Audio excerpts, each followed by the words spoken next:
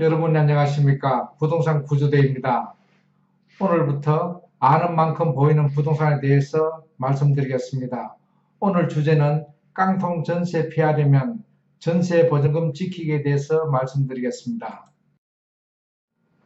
먼저 깡통 전세를 피하려면 대해서 말씀드립니다. 최근 부동산 관련 기사에서 빠지지 않는 것이 있습니다. 바로 깡통 전세입니다.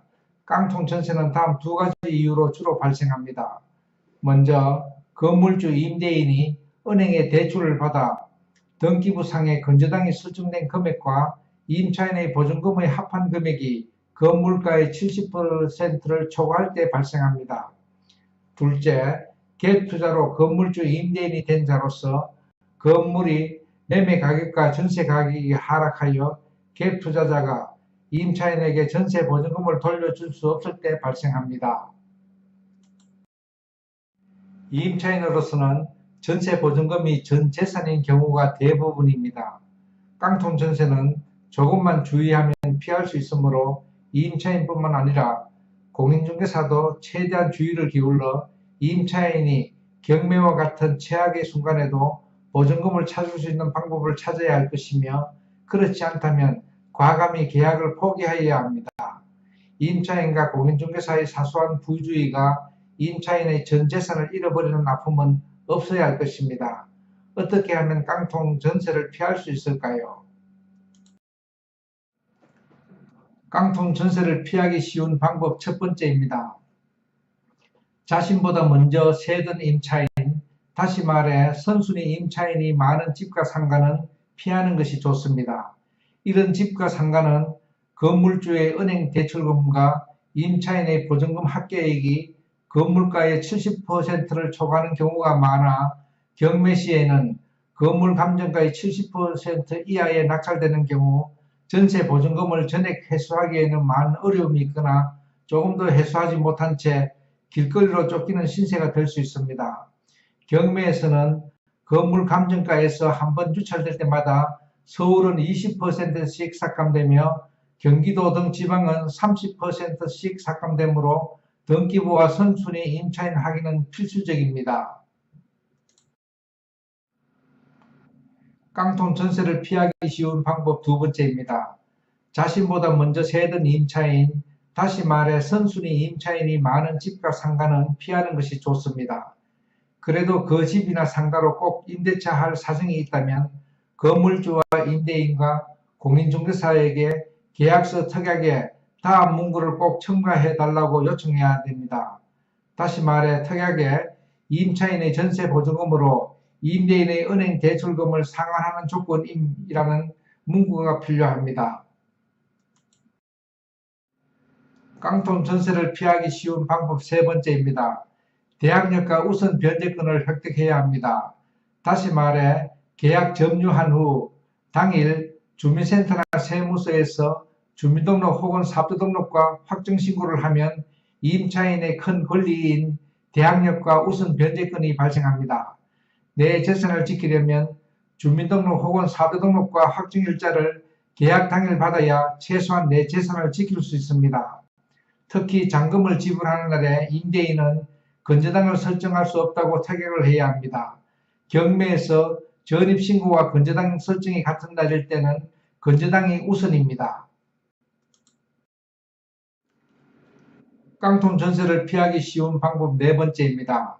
임차인이 임차 중에 건물주 임대인이 은행에 대출받기 위해 짧은 기간 동안 주소를 이전했다가 다시 전입신고해달라는 부탁을 해도 임대인의 말을 따르면 임차인의 전세 보증금을 날리는 가장 빠른 길입니다. 다른 곳으로 하루라도 전입신고한 후 다시 본래의 주소로 돌아와도 소용없습니다.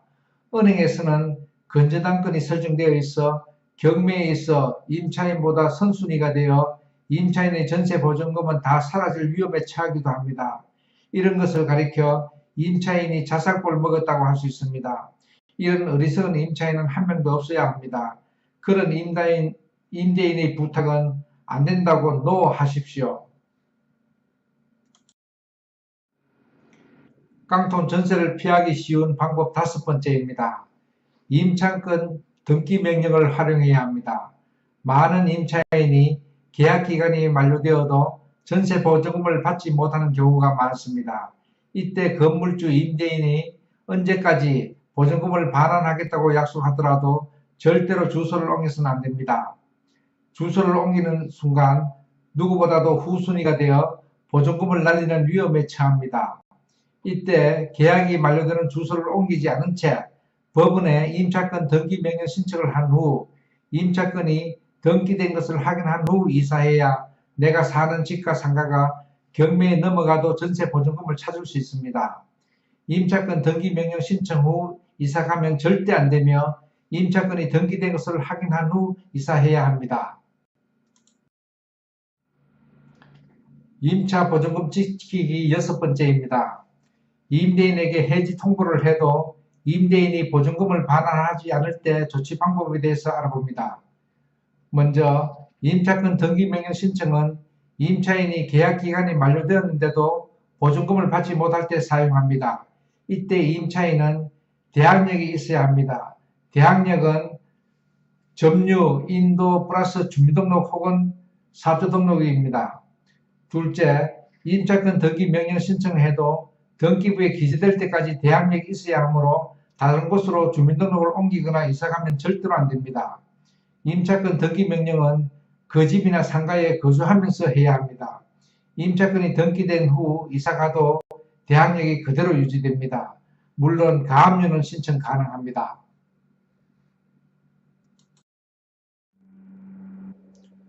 임차 보증금을 제3자가 가압류를 한 경우에 대해서 말씀드립니다. 임차 보증금이 가압류된 상태에서 임대차 계약기간이 만료되었어도 임대인은 임차인에게 임차 보증금을 절대로 반환해서는 안 됩니다. 임대인이 실수로 임차인에게 임차 보증금을 반환할 때에는 가압류의 처분 금지적 효력에 위반한 것이 되어 임대인은 가압류권자에게 다시 지급해야 합니다. 다시 말해 임대인은 이중으로 지급하는 상태가 됩니다. 임대인은 임차인에게 계약 해지를 통보한 후 임차 보증금을 공탁하면 됩니다. 부동산 구조대의 무료 강좌는 참고용으로 사용하시기 바랍니다. 세무신고나 법률행위나 계약을 하시는 경우 각 분야 전문가에게 문의하십시오. 부동산 구조대는 이 강좌에 대해 어떠한 민형사적 책임을 지지 않습니다. 오늘 강의를 마칩니다. 구독과 좋아요, 공유를 부탁합니다. 고맙습니다. 부동산 구조대였습니다.